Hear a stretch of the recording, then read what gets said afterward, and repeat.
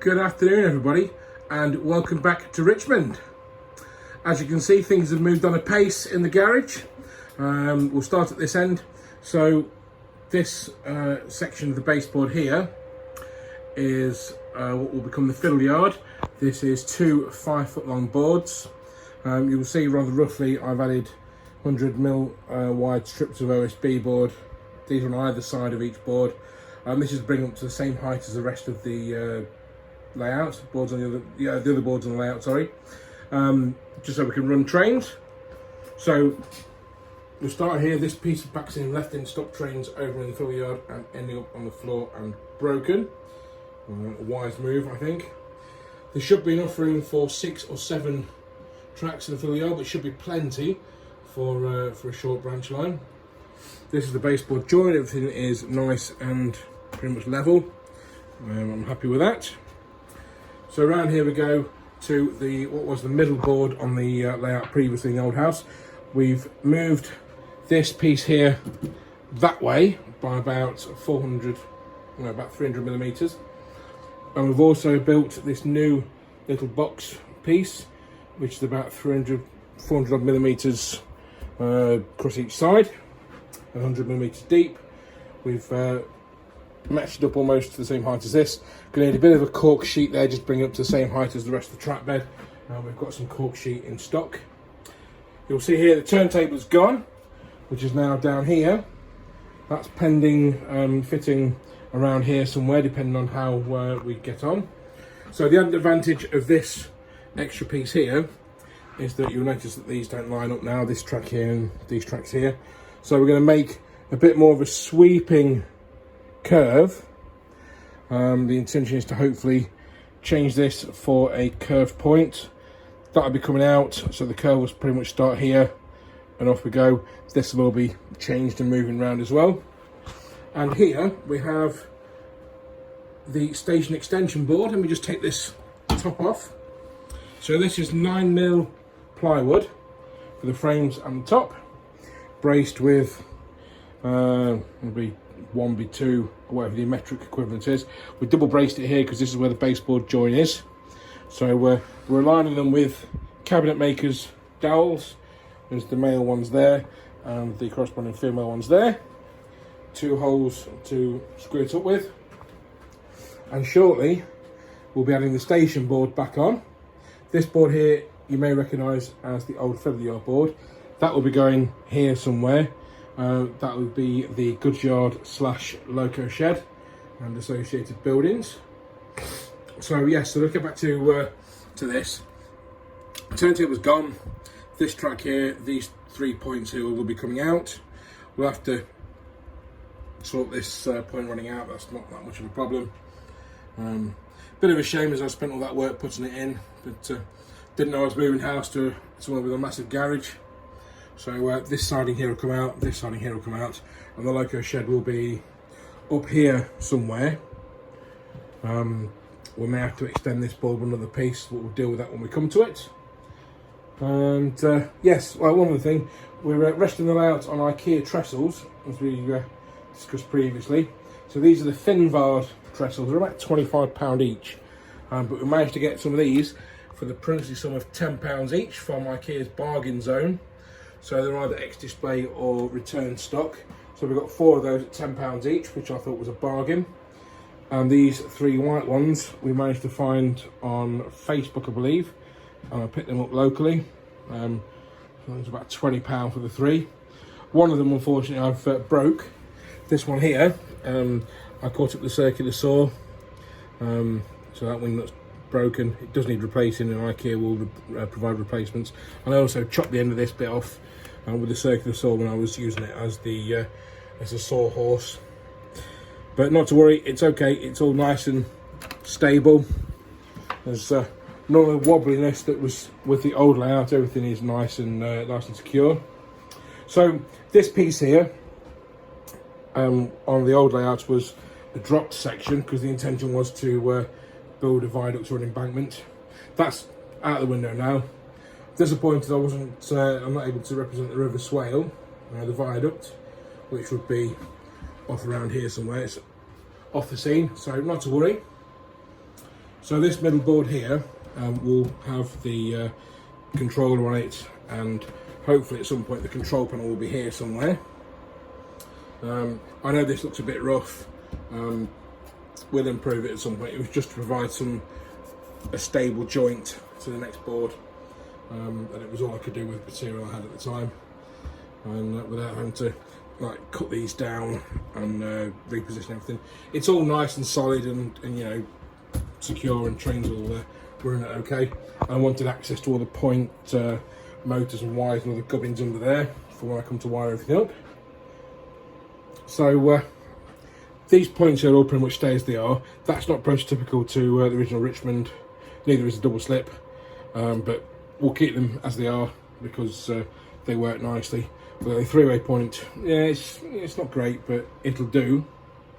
So this will all be lifted, this will all be lifted, and hopefully later we might be able to get the station board down once we finish this baseboard top, and move that trestle over, get it all fitted up and see how it looks. But I digress. Like I was saying, this board here is unsupported now. It's only sitting on that trestle down there and this trestle here. So I may put in a couple of legs just to give it, because obviously I'm going to be leaning on this and I don't want it to twist the baseboard. So we'll add a couple of legs. We've got some spare legs there that came with the other boards. My friend Liam from work sold me the fiddle yard boards that came with these legs. We decided not to use the legs when we moved here, and trestle as it is. So hopefully in a bit we'll add another video to this one, and we'll show you the layout in its entirety for now. So I look forward to showing you that. I'll see you in a bit. So there we go, the station board is in. It's bolted up. So let's start here. So there's going to be another piece, extension piece here. So, cobweb there. So it's going to be about 6 inches or so wide. So it's just going to take the pressure off, stop this from being damaged at any point, because obviously it's quite fragile.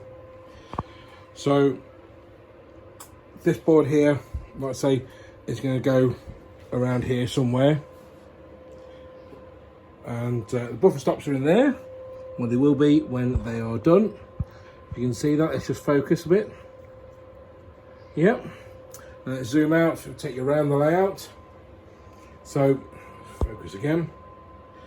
So, round here, where we've got this point and that curve point there, all three of those points are coming out. So there'll be no points on this board.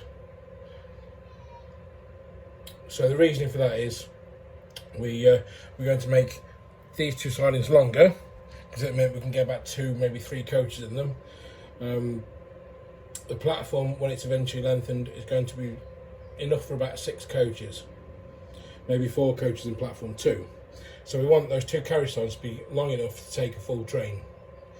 2 sidings on the side, it's not prototypical, so we're going to zoom out to here.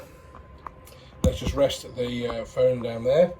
So here we have the main to main crossover, where it becomes single line from 2. You've got the trap point there, or catch point, whichever one you want to call it. So there will be a point round about here, there, then another one there. One will go into that siding, one will split into 2 to go down there. Here will be a crossover, which will be the run round, part of the run round loop. This point here, this one, will be replaced by that curved point, which is currently in the sidings. Then we can start curving everything around that way. This point here will stay as it is, as with this one and this one. This one will be coming out, as with this one and this one. All that track there will be coming out and be replaced with the loco shed over here somewhere. This piece of track here will come out, as will all these.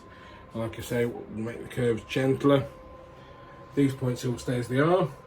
We're going to have to make up a triangular piece there. Unfortunately, I had no plywood left, so they may have to use some OSB board to make another piece of board up, and we'll work out how we're going to fix it in place, as we are almost out of cabinet makers dowels. I'll probably order some more. So the platforms will end here, given there's a nice 6-coach platform for the for platform 1 and 4 or 5 coaches for platform 2. That signal there is only temporary because my son unfortunately broke it the other day. Thank you, son. The goods shed will be replaced with one that looks more like the goods shed that was at Richmond originally. Signal box will be around there somewhere, probably closer to there. So going around, turntable hole will be filled in. There'll be maybe a hill or something there, or a slope. Going around here to the goods yard head shunt, then some plain line. We'll build a small fillet piece there, take us round to the end of the scenic section, which will be around here somewhere. And then we've got a load of points to make up for a entrance to the fill yard. There'll be a double slip and a crossover and scissors crossing and all that sort of stuff, so all trains can access all tracks. And then there'll be a fan of sidings there for fill yards, about 6 or 7 tracks, which should be plenty for what I need. So there you go. So watch this space. There'll be some more updates coming in the coming days. I've got all day tomorrow to work on the layout. You'll see the dip here. We've got 10mm cork tiles here, so they'll be, I've got a pack of them here somewhere there, which will be glued in place. They are self-adhesive, so we'll stick them down, and then we can make a start on altering the track here. And I'm really looking forward to that. So watch this space, like I say, and there'll be some more updates on the way soon. And hopefully by next week, this time next week, we should be able to run some trains. So bye for now.